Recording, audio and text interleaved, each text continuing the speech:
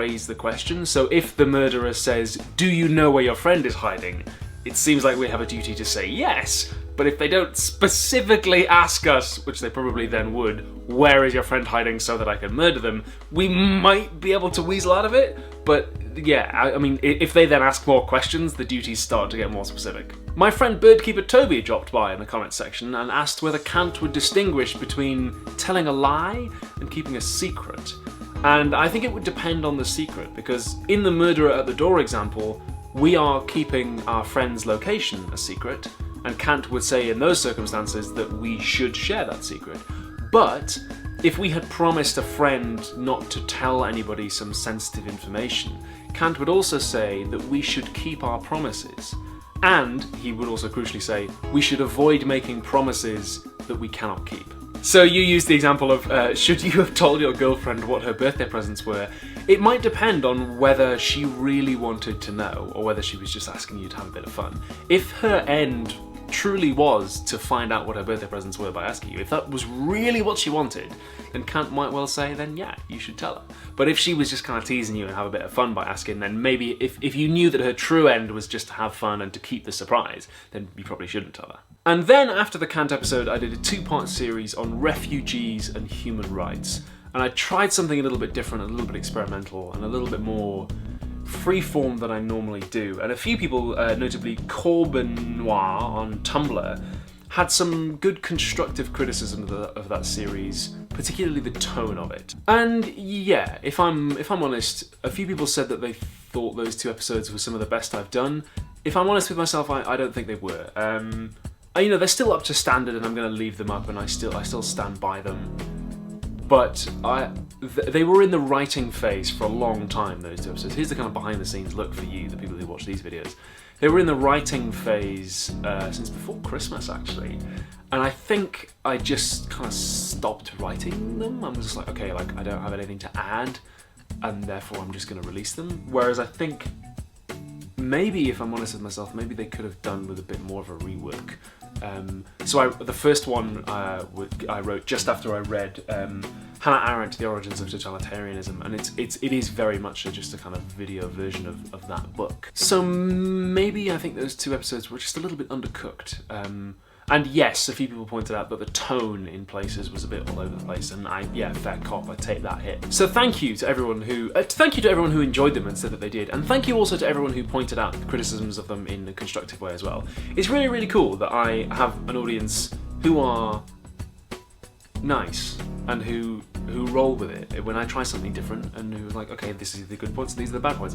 I feel very free to try new things. In fact, whenever I go to events like Summer in the City, the big YouTube convention, one of the things I'm always really thankful for is that my audience are so supportive and have so much good feedback, and that we have good interactions. And actually, that's why I keep doing videos like this. The videos like this, where I respond to comments, they always get fewer views than the actual main show, but I really like doing these videos because I really like reading what you've said and responding to it. And I also like going down in the comments under these videos and talking to people there as well. So yeah. Good, yeah, I was really enthused by the positive audience interactions after that 2-parter. Mark Mugard said they don't think we can compare the situation in interwar Europe accurately to the situation now, because since World War II we've made all kinds of progress with human rights and with the institutions that are supposed to safeguard them. And I take your point, but at the same time, yeah. Time will tell, I think, whether progress is something that sticks, or whether it's something that can be very rapidly reversed. I mean, just look at the USA. They've just gone from first black president ever to president actively defending white nationalists on television. So, progress, it's difficult. And also part of what episode 2 in that series was about was saying, well, look, we've got all these institutions that are supposed to safeguard human rights, but what are they actually doing here? So, yeah, progress and how we measure it. Not an easy question to answer. And I think Ruari Myler, who talked about their experience as a person with a disability living in Ireland, provides us with a great illustration of that. So they talk about how disability justice groups in Ireland are trying to lobby the Irish government to ratify the UN Convention on the Rights of Persons with Disabilities.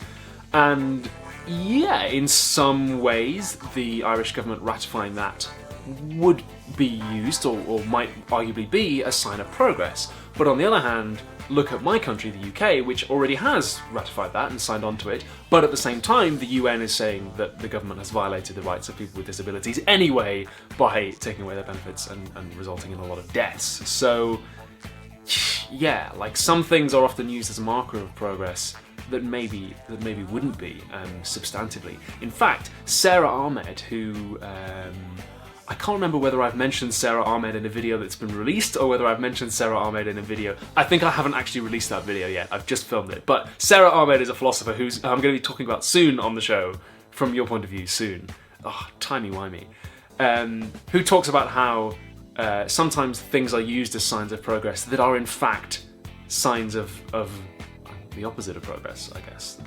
So in particular, what she talks about, university diversity reports, where they talk about how many black and minority ethnic staff they have. The fact that a report has been issued is often, she says, used as a sign of, oh, like, the university's making progress. Look, we've just issued this report on how many black and minority ethnic staff we've got. And it's like, well, yeah, you issued the report, but the report says that, like, you've barely got any at all, you know? The report actually says that you're doing badly, and you're using the issuing of the report as a sign to say that you're doing well. So, yeah, again, progress, how we measure it, how the tools of measuring it are often used as a stand-in for the thing itself. Not easy issues. Anyway, I also need to say thank you to my patrons on Patreon for helping me survive and eat food and pay rent for another month, and keep making this show for another month. Thank you very much to all of you, and without further ado, I present the credits.